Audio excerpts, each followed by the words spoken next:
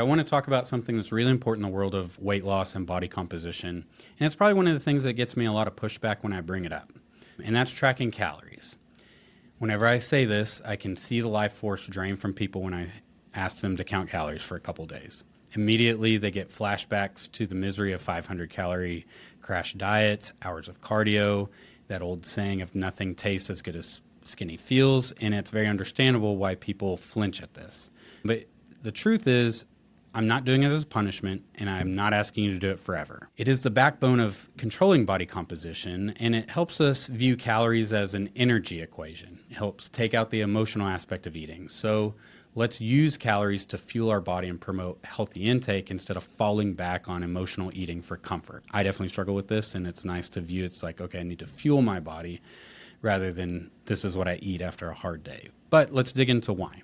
Tracking builds awareness, not restriction. When someone starts their weight loss journey with us, I typically don't tell them to change anything. I usually ask them to track their normal intake for 3 to 4 days. Write out everything you eat or drink.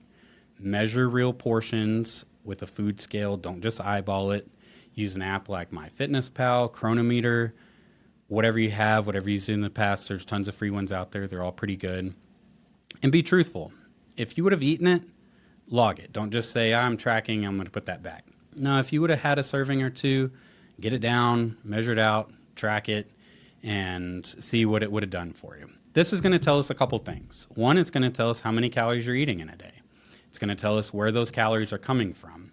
And so just to give a quick example is like I've had people say, I only eat grilled chicken and salad for lunch. I don't know where the stall is coming from in my weight loss journey. But then I'm like, well, just weigh out the ranch that you're using. And they had 400 calories of ranch dressing when they look at the serving size and how much they're actually using. And then they were also just having a small soda that was 150 calories. And so now we're at 550 extra calories, where if we switch to a diet soda, a lower calorie ranch, or a different dressing altogether, we can cut a lot of those calories and can help get you back on track. Almost everything these days has a lower calorie alternative. It's just finding what works for you.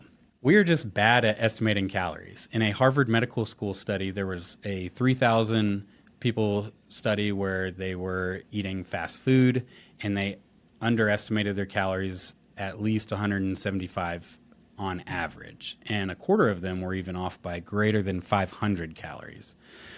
Another study found that when meals were over 500 calories, people routinely underestimated them by 100 to 180 calories. And sounds kind of insignificant, but that's not a small miss in terms of being meticulous in a weight loss journey. That's the difference between staying in the deficit and stalling out, or even gaining if you do too much. And these studies were in educated groups. These weren't people unfamiliar with nutrition. Tracking gives us the clarity we need. It turns vague guesses into data. And so let's talk numbers on how we're determining a calorie goal for you.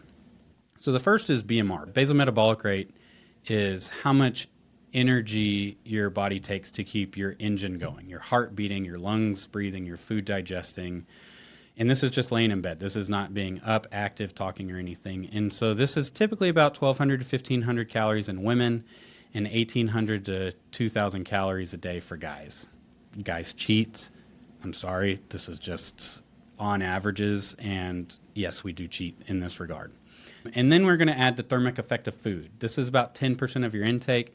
And this is the calories burned digesting food. Protein has a higher thermic effect, and so it takes more calories to digest protein, and it's another reason to prioritize protein.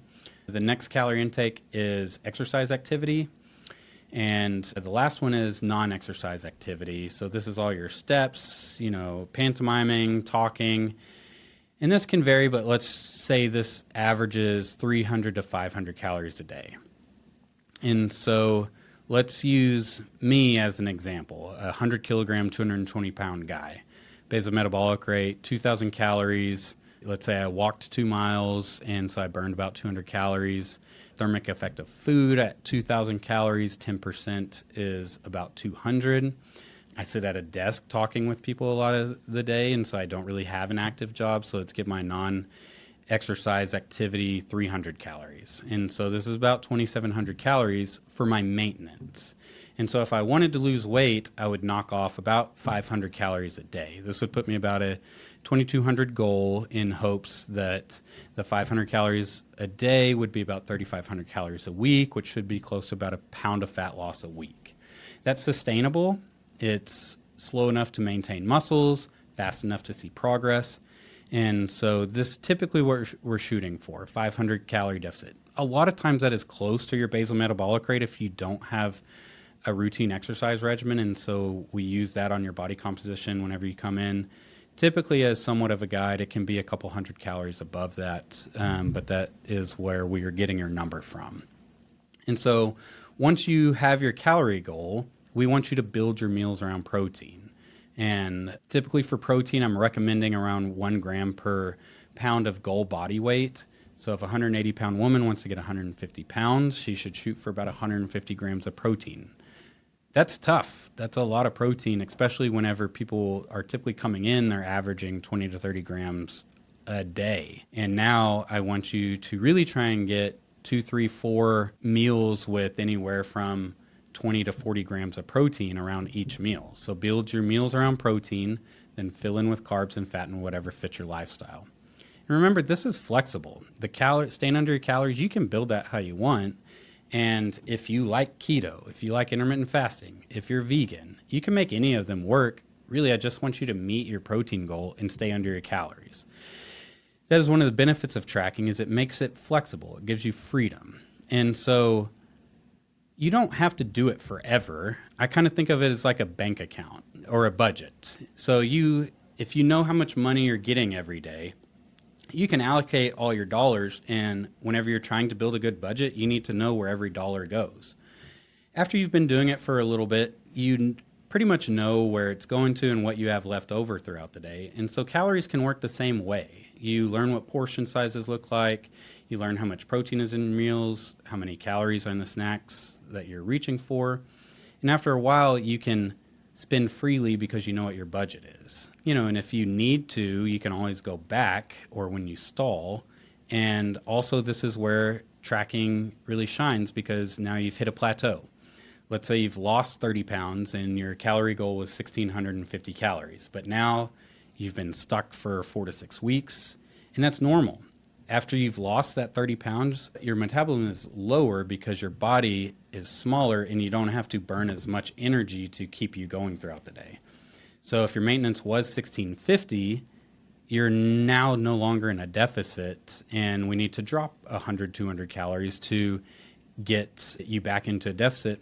Or you can add more activity to get another 100 to 200 calories in deficit. They both work, but typically it's easier to drop 100 calories from your diet than add another 30 minutes of cardio or resistance training.